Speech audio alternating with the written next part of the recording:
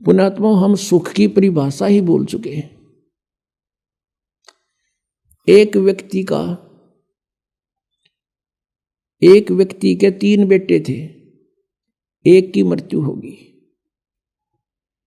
अब वो रोए बेचारा, उसको सांत्वना देने के लिए आए।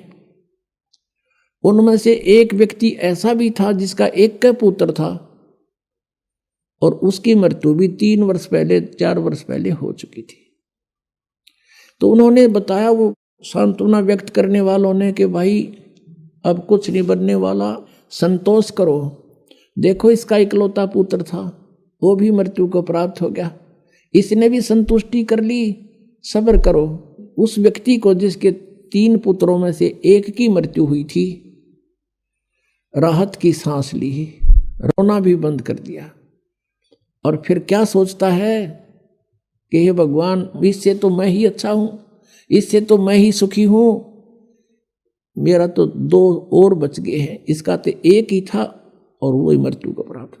बताओ, इससे उसने क्या मिल गया? क्या वो लड़का जीवित हो गया? तो ऐसे हमने अपना इस सुख की परिभाषा बदलनी पड़ रही है मजबूरी में। एक व्यक्ति कह रहा था कि मेरी पुत्री का जन्म हुआ, जन्म होते ही उसके गुदा नहीं थी, बड़ा चिंतित हुआ, खाना पीना छूट गया, इतनी टेंशन पूछो मत। हम ले गए मेडिकल में, सरकारी हॉस्पिटल पीजीआई में, उन्होंने एडमिट कर ली लड़की। वहाँ देखा 4 केस और थे ऐसे ही। फिर मुझे संतुष्टि होगी, ओहो चलो ये और भी है ऐसे ही। बताओ उसकी लड़की का कौन सी गुदा लाएगी, उनको देखने थे।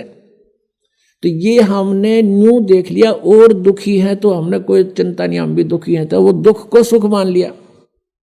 तो परमात्मा कहते हैं, झूठे सुख को सुख है ये मान रहा मनमोद, और ये सकल चबीना काल का, और कुछ मुख में कुछ गोद। अब परमात्मा कहते हैं, जहां तुम जिस लोक में और जिन स्वर्गों में तुम सुख खोजने चले हो, वहां सुख नहीं है।